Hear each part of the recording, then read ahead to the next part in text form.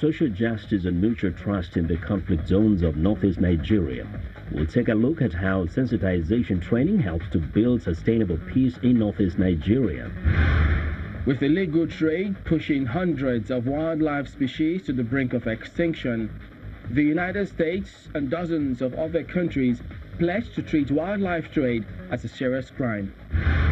Mali launches a disarmament, demobilization and reintegration program through which ex-combatants become part of the peacemaking process. Africa54 starts right now.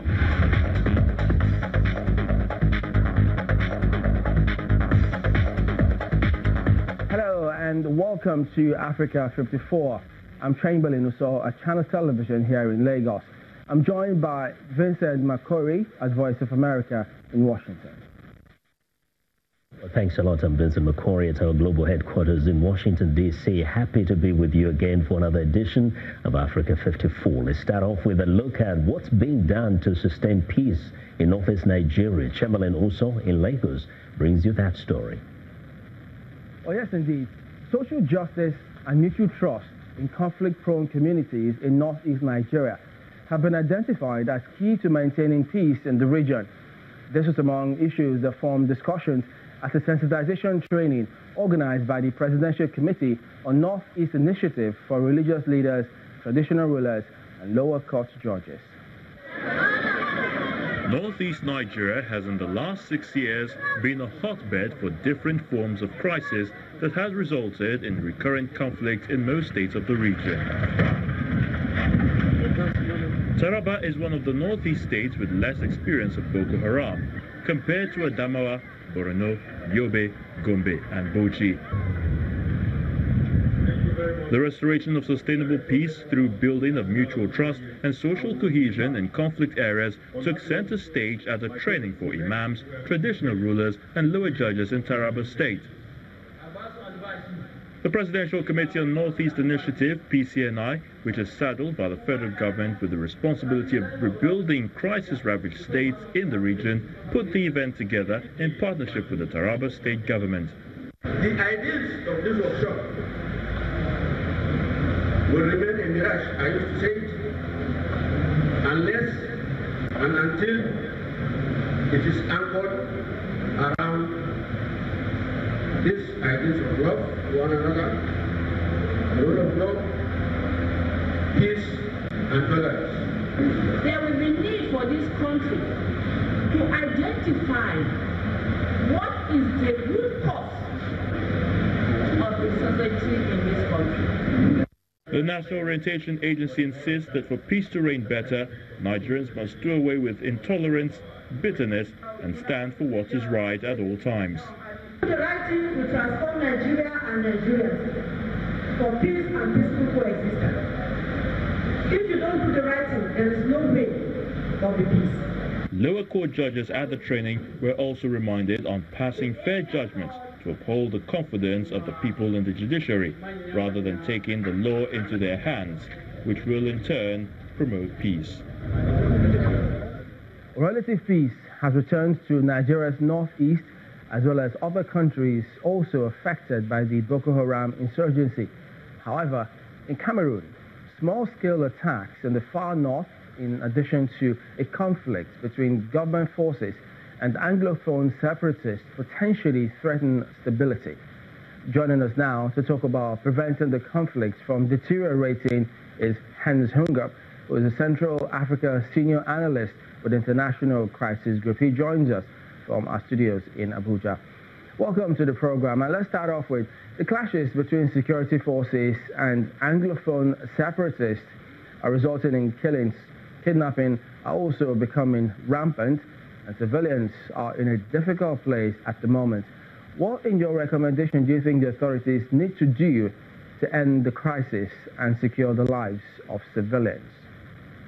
It is more than 1 year now that the conflict is ongoing between armed separatist groups and the governmental forces in the northwest and southwest Anglophone regions of Cameroon.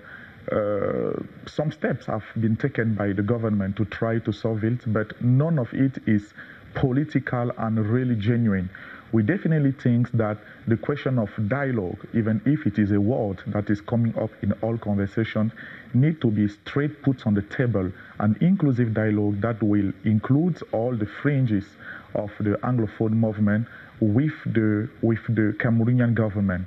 And one of the pre-step to this dialogue is to maybe encourage the All Anglophone Conference, the Anglophone Dialogue Forum that has been launched by Cardinal Toomey and some Anglophone elite in order to try to create an harmony within the Anglophone community and designate who can represent the Anglophone in a Cameroonian national dialogue on the Anglophone question.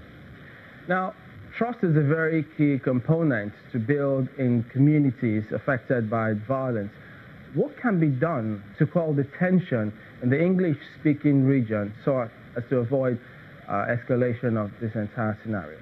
I think there is a need to build trust among the different protagonists and also try to de-escalate the conflict. We at the International Crisis Group have thought that before even reaching a kind of national dialogue on the Anglophone issue between both parties, there is a need for the Cameroonian government to take some measures, like, for example, freed some of the people arrested, including those that have been extradited in January 2018 from Nigeria to Cameroon.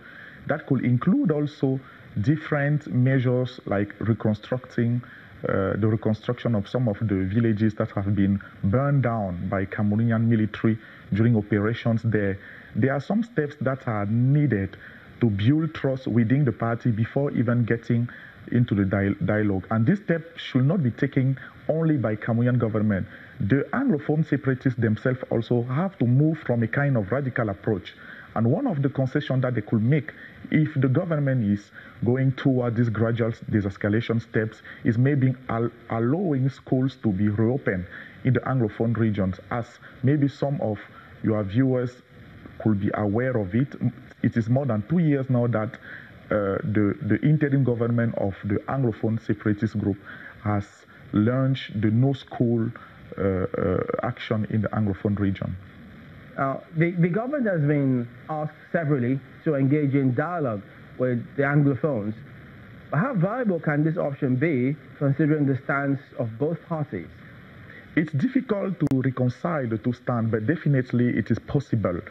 The problem lays in the fact that for the government, there is no possibility to discuss the issue of separation, and even the issue of federation remains a kind of taboo within the government of President Biya. And when you take the stance of the, let's say, the English-speaking elite, particularly the separatists, they consider it as an international matter. So they say there should be someone like the UN or African Union or a big power playing as referees for this talk. And those talks should not be held in Cameroon where they don't feel safe, but should be held outside of Cameroon. These are two very opposed stances. We have thought that with the kind of de-escalation steps and measures that each protagonist could take, they could reach a kind of middle ground solution, which could be a discussion on more devolution of power within the Anglophone regions and also more devolution regarding matters linked to common law and also educational system. Another thing is certainly in order to reach this middle ground, we cannot avoid putting on the table the question of federalism. We all know that peace and stability is very important to growth and development of any region and the country as well. What would you suggest Cameroonian authorities do to ensure this is tackled once and for all? The reality is that the Cameroon Anglophone crisis is already becoming a Cameroon crisis in the way that is threatening Cameroon's stability. The GDP of Cameroon has moved from nearly 5% of growing rate to 3.5% of growing rate, and it could be going down and down as the Anglophone region contributes significantly to the Cameroonian economy. Even politically, the international image of Cameroon, and there are many, many dimensions that we can evocate as such. So there is a need for Cameroonian government to take much more seriously this crisis and emphasize on the political resolution of this crisis, passing through dialogue, but also some confident some measures to rebuild confidence and trust within different protagonists. That's why as crisis group we think that given the level of opposition within the party, there is a need for the international community to significantly re-engage in this conversation and pressure both parties, which have shown that they could be very sensitive to a very intense international pressure. All right, then, Hans Hungup, Central Africa Senior Analyst with International Crisis Group. Thank you for talking to us today on Africa 54. My pleasure. Well, we want to know what you think about Africa 54 and the stories we covered. Join the conversation on Facebook. The address is Africa54. And check out our headlines 24/7 on voaafrica.com. Now, coming up, supporting smallholder farmers in Nigeria, the Anchor Borrowers Program creates investment opportunities for smaller outfits.